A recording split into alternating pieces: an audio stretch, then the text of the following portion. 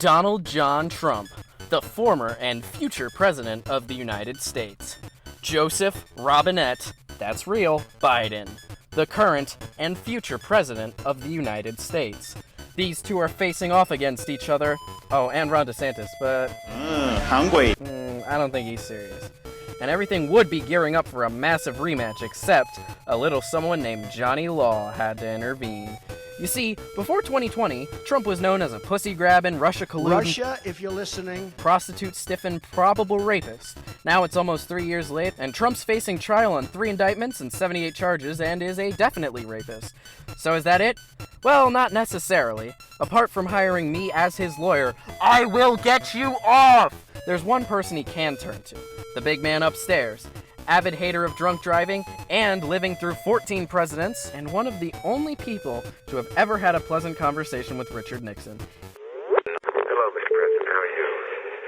Senator, I know this is a very tragic day for you, but I wanted you to know that all of us here at the White House were thinking about you and praying for you, and also for your 2 children.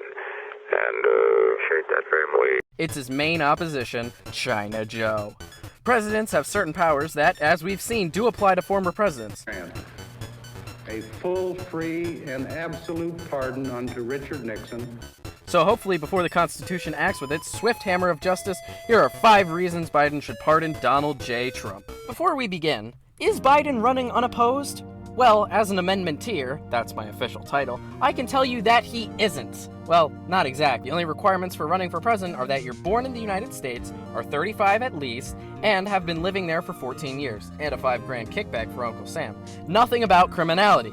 There is, however, an argument for the 14th Amendment. Section 3 clearly states, no person shall be an elector of president and vice president or hold any office under the United States who, having previously taken an oath to support the Constitution of the United States, shall have engaged in insurrection or rebellion against the same.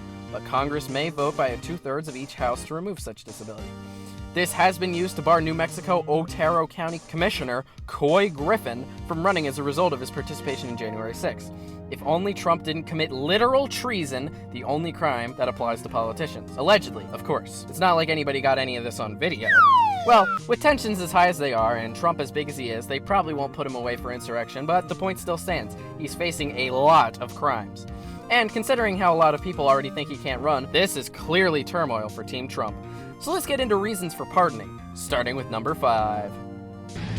Number 5. It would lessen the right's persecution complex.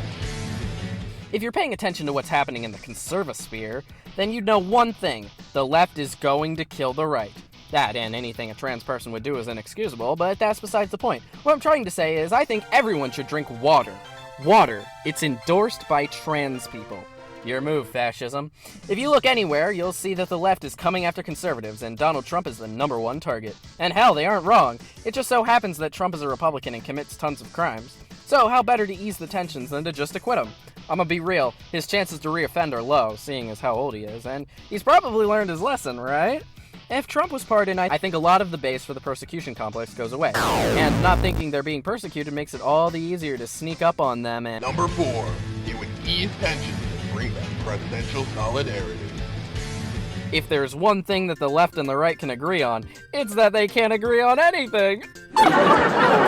While back in the day, you might not have been able to tell the difference between conservocrat and Republican, these days you're either evil or you're not. I'll let you decide which one's which. Remember back when presidents used to meet with each other before the peaceful transfer of power, and how presidents used to hang out with each other after they were done? Well, I bet that wouldn't happen if Trump's not allowed anywhere, as per his house arrest. If Biden were to pardon Trump, not only could they ease the tensions between the left and the right, but they could probably become less hostile to each other. Maybe they could both retire and have a Ford-Carter relationship. You know, minus the sex thing. Number 3. It gives Trump a fighting chance.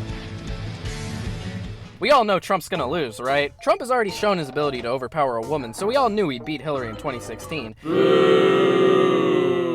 But his prowess was no match for the likes of Dark Brandon.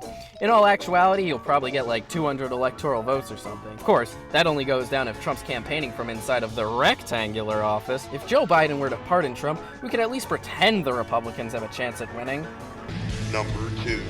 It will destroy the Republican Party. Now, hear me out. Trump killed the Republican Party. Look at this. They used to be a proper party. Now they're too obsessed with children's genitals to pass any more of their racist schlock. While Republicans may not say it, they're actually over the goddamn moon that Trump could be out of the picture. He's bogarted things from the hashtag RealPublicans and nosedived the party. Look at how little a Trump endorsement means. In some cases, it means even less than positive. The idea of Trump against all odds rising like a phoenix from the ashes is the shit that keeps Mitch McConnell shivering in his podium. A chance to crush the GOP like they crushed my dream of home ownership would be just swell. Number 1.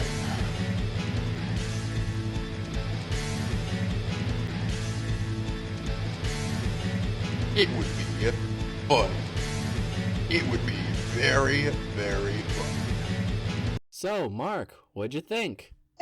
Politics aren't really your thing. Stick to comedy. Oh, shush. You don't know anything about politics. You're just a machine. A Dominion machine. Besides, I do know more than you. Your video's wrong. Wait, really? How so? Trump's been indicted 4 times. You serious? Last night, indicted in Georgia. Looks like RICO charges. Oh, geez. Just like Young Thug? Exactly like Young Thug. Huh. Well, I guess that serves me right for trying to make a topical video with a 4-day-old script. Hey, at least the video didn't get a strike.